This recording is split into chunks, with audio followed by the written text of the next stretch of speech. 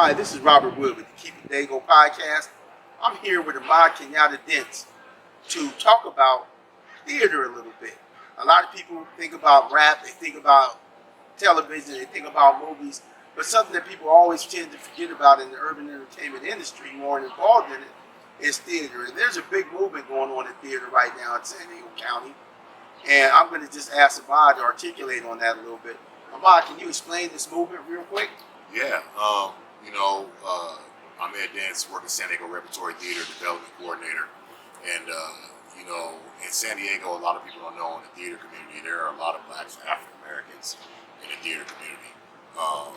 The issue going on right now with the rest of the city and the rest of the country, of course, after, the COVID lockdowns and, everything going on after the murder of George Floyd and all the protests going on, of course, there's a renowned interest, in the lives of black folks and how we're represented in the country, and it's no different in the theater community. And so right now, a lot of theaters are making the conscious decision to really look at themselves and highlight what they've been doing with black or not just black or African Americans, but all people of color, with the representation of how we get down on stage and in the offices. And that's very important to us here at Keep It Daygo, because like I said, what we represent is San Diego's urban entertainment industry, and that does include a diverse set of people, include people of color and anybody in the urban communities. So when you say that there's a renewed interest in us in theater, does that mean that we'll be seeing more people in better roles? Well, I hope so. And it's not just it's not just about better roles, but it's about representation. Really seeing ourselves on stage. You know what I'm saying? Like really seeing what we're about, really seeing our stories, and seeing more stories from black playwrights, and from the black perspective, and seeing more black actors on stage, not just playing roles that people think we should play, but playing roles that are representational of all of our lives. All black people aren't the same. We're not a monolith, so we're all, within our community, we're as diverse as anybody else. So it's things where can we see black playwrights? Can we see black actors and actresses doing their thing that really represent the different types of lives that we live? Man, that is really powerful. And what I'd like you to do, Ahmed, is I'd like you to explain to Daygo what you do in your role for the theater. Sure. So my story in theater, it goes back a lot of years, man. We're right here at Horton Plaza right now, across the street from Horton Plaza.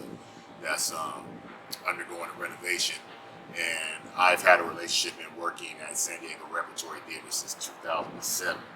But I started working right over there at the Spreckles Theater in 2001. Really, I worked there a little bit in high school. My dad has been head of security there, man, for 40 plus years. And so when I started working at the Spreckles, I was working backstage, doing maintenance, behind the scenes. And then when I came over to San Diego Rep, I started working in the box office, and that's how I learned ticketing and software and the tech side of things. And now I work in fund development, which is actually raising money, but I still work on the tech side of things, dealing with the software and that. So I'm kind of a behind the scenes person in theater. I deal with raising the money and dealing with ticket sales and marketing and those types of things. So that's mainly my role in theater. That is your role in theater.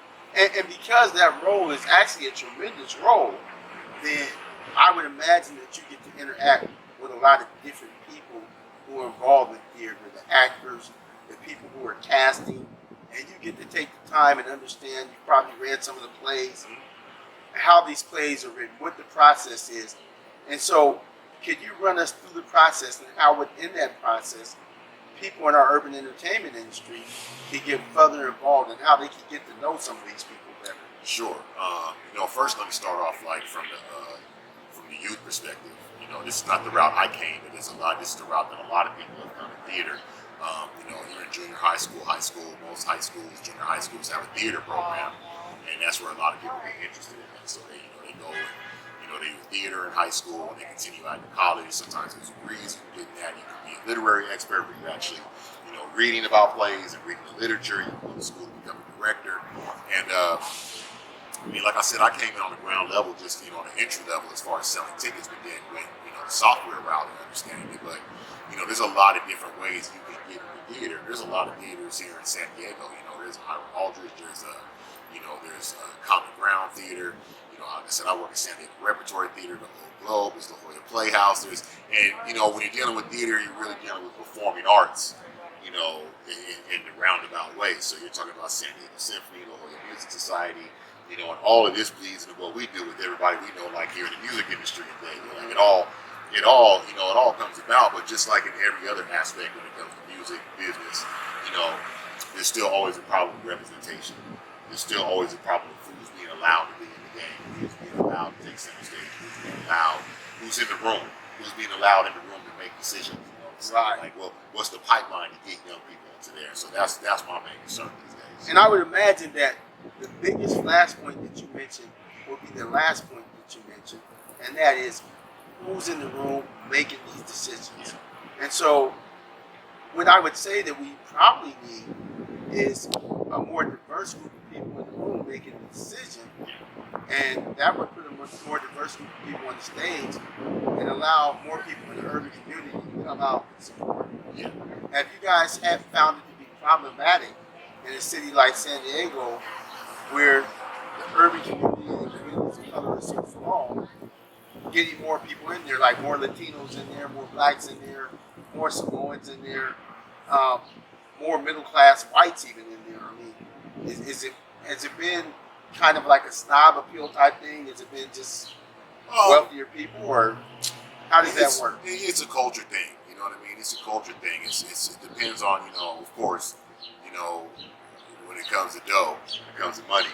You know what I mean? When it comes to bankrolling things, as in a lot of situations in the United States, we deal with the system to where most of the money has gone through white hands through over all the years of America. That's where most of the power has gone through.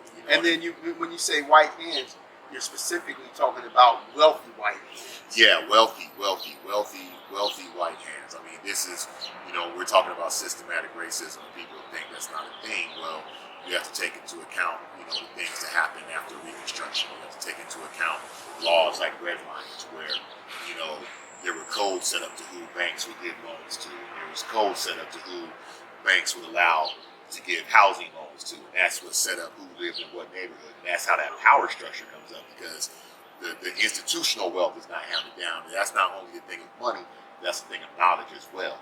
And so theater is no different than that. But institutionally, that's been handed down through whoever was in the room, who wanted to be, who was allowed to be in the room. You know what I mean? And so traditionally, that's come down through, like you said, white wealthy hands. So if it's coming down through white wealthy hands, it's going to be the offspring of white wealthy people who are able to reap the benefits of that more than anybody else. You know what I mean? And so that's where the institutionalization comes from. And it's no different in theater than it is in anything else. And so from our conversation prior to this, what I'm led to believe is now more opportunities are opening up in theater for people of color. And if that happens, then you guys will be creating, and when I say you guys, I mean the theater industry within San Diego's urban entertainment industry will be creating products that will bring more of us out to see them. That will be more inclusive. Yeah, it's actually it's a two-way sword, because like I said, we are looking for people to recognize and be able to have that more of a a representational stance, where these people who are empowered do realize that you do need more people of color in the room in order to put out a true product that really represents people, that really represents who people are, not just what you think they are, but what are people really, and not only just what do you think they are in certain lanes, but what are they in a diaspora? What are they? They're not. No one's a monolith. No race of people, which is a construct anyway, is a monolith. Everybody's different, and so with everything going on now, from like I said, from Little Debbie Corporation to Nike, everybody's putting out the black statements now. We love black people, we love the history. That's great, but let's see when the rubber hits the road. Are you really going to now put the money? Are you going to really put your money where your mouth is now? Are you really going to invest in people of color? Are you now really going to take an open look at who's really in your boardroom, who's really in your marketing room, are you really bringing people in the room that can really represent the trueness of what's going on? And, it's only until that happens that we're able to break those barriers. But at the same time, when it comes to theater, a lot of black people think theater is not a space for them. You understand what I'm saying? So sometimes in the black community, there's a lot of people think like, oh, that's just a thing for white folks. That's a thing white people do. That's a thing, they don't think that, no. Look up Paul Robeson. Look up the history of performing arts, and you'll see us all over the place. You know what I'm saying? Because he's theater history, and he's also black. He's black history. He's theater not history. previously taught black. He's athletic history. He's civil rights history. Yeah, he started as an athlete. Right. He went really far, and then they went out of their way. They spent the second half of his life attempted to silence him. You guys look him up. Paul Robeson, look him up. Got blackballed along with W.B. Du Bois. Couldn't even perform in the United States. Huge. Something to be very proud of, not just for a black person, but for anybody who looks him up, because he is a picture of resilience and excellence. Exactly. He didn't just do his thing in the United States.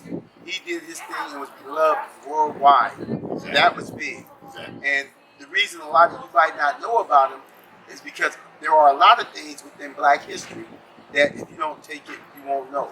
Just like there are a lot of things within Latino history that if you don't study that specifically, you don't know. Some of this stuff is not in the history books in the school, but it is in the history books. It's in the history books, but yeah, maybe not in school, but it is in the history book. Yeah, and so we'll get back to the urban entertainment side of this. Yeah. I love that Black History moment that we just had. Sure. And we'll have more of those. So in order for us to appreciate theater, we have to put out, just to say it, outright, more jazzy, more hip-hoppy products. We have to put out products that people in the urban entertainment industry, that people who want urban entertainment want to go to. Young Asians, young black people, middle-class white guys, definitely Latinos. We have to put out stuff that they want to see so that they can start embracing theater. Right. I would actually say it would be a great thing if we had something in theater where maybe for 1 weekend a month, every month, they made sure that we had something nice and urban. Yeah. Something that we're going to bring people to flock to it. Because what the theater industry doesn't realize is that when people begin to appreciate it from diverse backgrounds, then what you do is you grow your following in theater. And I believe that that's what you guys are working on right now. That's the reason the world is kind of catering to people of color, specifically black people at the moment, because of everything that's going on, and saying, look, we're there for you and we support you. But in the arts, in the entertainment world, there are a lot more ways to support us than merely giving us roles. Right. And I'm glad that you're here to bring that out. Yeah, and I think it's also a thing of, it's not just a thing of the the urbanization of things. Again, it goes back to representation. It goes back to people realizing, because a black person who's like this, his brother ain't necessarily like that, and his sister ain't necessarily like that. Because a brother who lives here, it don't mean his cousin lives there or thinks the same or came the same route or had the same type of education or had the same type of experiences. You know what I mean? Like I said, we're as diverse as anybody else. And I think, the thing that we're really looking at now is really trying to bring awareness and to let people understand that, there are a lot of different voices within the black community. There are a lot of different aspirations within the black community. There are a lot of different types of lifestyles within the black community. And so what ends up happening is that, and it's the same with music and anything else, people get locked into that one type of black person they know, or that one type of black person that they've been taught, or that one type of black person that they've been seeing in the movies over these years. So they think that's the experience, that's what black people are. And so what happens is, if you don't have enough black people, or you don't have enough Latino people, or you don't have enough Asian people in the room to say, whoa, stop, we're not all like that. That's not what that person would say in that situation. That's not how that person would really act in that situation. That's not what it is. If you don't have that in the room, and if you yourself are a leader and you don't have or know enough black people, or you don't know enough Latino people, or you Uh-huh. don't know enough Asian people, you don't know those people. So how can you be putting that? How can you be putting the proper representation of them in your stage if you don't have enough of those people in your boardroom or on your administrative staff? How will you? How can you think you're? How can you even possibly think you're putting out the right message or the right image? And that's a great point that you made, Ahmed, because when I think about that, and you think about the fact that theater doesn't reach the urban communities as much as they could, one of the reasons is because when decisions are being made, when people are being casted, when plays are being written, when other things are going on, if there's not some people in the room that actually represent that actually know what's going on, then I'm just going to say it point blank. How the hell do you expect to market to them? How the hell do you expect to reach them? And so what people have to do is they have to stand up, be willing to include some of these people in the decision-making process, be willing to include some of these people in the marketing process, and say, you know what? Now we know we're doing it right. We know we'll get to them because so many people said, this is how you get to us. Right. Take the time to perform marketing activities aimed at the urban entertainment market out here, and do surveys to these people specifically. Sit up and talk to these people. Bring some of these people in the room. And I say these people in a good way because part of these people is me. Right. Right. And so I'm not saying these people in a derogatory manner because I keep using that to say these people.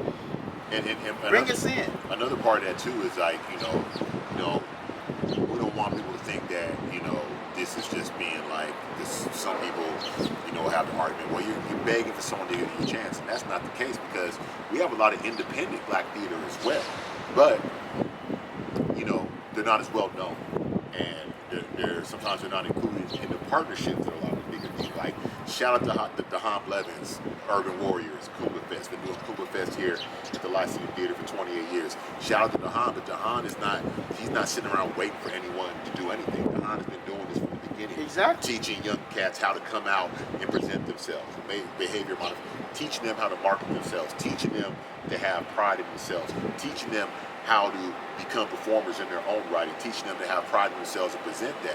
And so we have a lot of independent black theaters that are stepping out and doing their thing, just like we have independent black labels and independent media companies. Yes, we do. And so, but at the same time, we have people who work within the system also, because everyone just can't work at an independent theater. And so it's just like people, you should go back to Africa. Nah, man, there's blood and sweat. There's sweat equity in my ancestors here in the United States. Yes. I'm an American. I was born on this, so I'm trying to get everything coming to me as being an American and everything they sweat and died for as well. So And I want to agree with you and just interject that not only is there sweat equity in our ancestors and the ancestors of minority groups and the ancestors of even middle class whites who were ran over by the elite, but there is sweat equity in us right now. With all the things that's going on. With some of the things that we go through, with higher arrest rates, with higher conviction rates, with incidents, and I'm not going to say all police are bad police because that just would be false, but with incidents from the cops that are bad, and some of the police brutality that's going on, and so constantly there are situations going on where the sweat equity is paid forward again and again. It's not just what our ancestors went through, it's what we're going through. It's what Chinese went through. It's what Native Americans went through. It's what a lot of people in the United States go through. And when we look at San Diego's urban entertainment market, because San Diego is such a diverse place, and I wanted to state for the record that San Diego is a lot better about a lot of these things than other places, but the equity is there. And so I agree with you 100%. And speaking of people that have been involved in theater that are black out here, I'd like to shout out Tamara Hill. And then I'd like to give a big shout out to the Playwrights Project. I'm involved with them right now, and what they're doing is they're taking people who are formerly incarcerated, and they are actually teaching us how to write for theater. And they're getting us involved in theater, and I love it so much. The person who brought me into the Playwrights Project, Cecilia Cuomo, big deal. I mean, it is a big deal to me. And I'd like to shout out everybody else involved with it. it is just tremendous. Yeah, the Playwrights Project is doing a lot of good work with, incarcerated communities. I've been working with them for years as far as being a ticketing here at the Rep. They've come in and did a lot of performances here. And a shout out to Freedom over at the Old Globe, who's doing a lot of work with incarcerated communities as well, as far as taking the theater aspect there. So we need to realize, man, just because people are incarcerated, they're not on the shelf, they're human beings. And guess what? We got to come home. So. And when we come home, the majority of us want to come home and we want to be put in a position to make an impact. And one of the opportunities that the Playwrights Project gives us is the opportunity to make an impact through theater. And I love them for that. In addition to that, I would like to say that people in San Diego need to take a look at theater. We need to start getting involved. It's a lot more interesting than some people may think. And I'd like you to tell them before we close out, what can they do to get involved? Look, San Diego is one of the largest, richest, and theater communities in the country.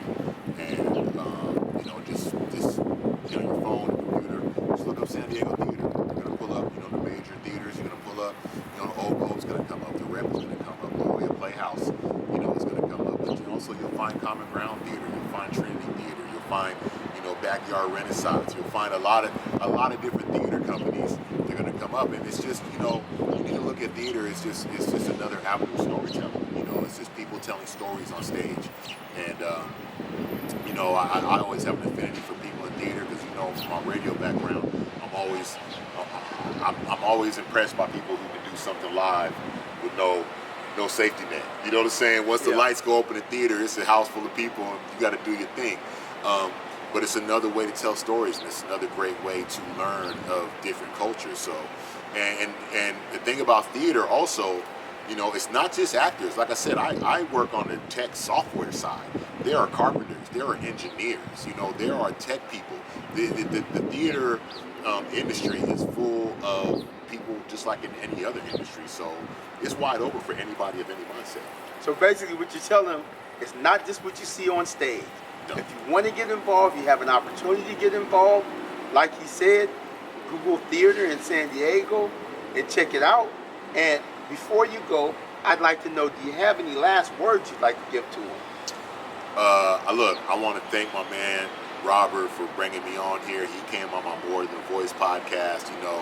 We both share the kinship of being graduates, of being incarcerated, and being able to turn our lives around. You know what I'm saying? And so, never judge a book by its cover. And I just want to say, whatever you're going through, whatever you strive to do, don't let anyone tell you you can't do it. The proof is in the pudding. This is the internet age. Anything you want to do, you can learn for free just about on the internet. So just do what you got to do. Young folks listening, don't let anyone tell you what you can't do. There's too many resources out here for you not to learn what's going on. And other than that, again, I thank Robert for bringing me on. And I really thank you. San Diego thanks you. When I say San Diego, I'm talking about the whole metropolitan area, the whole county. And I want to leave you guys with one thing. And you know what it is, some of you guys. Keep grinding. Keep it real. And always keep it Daygo. Daygo native in the house. There you go.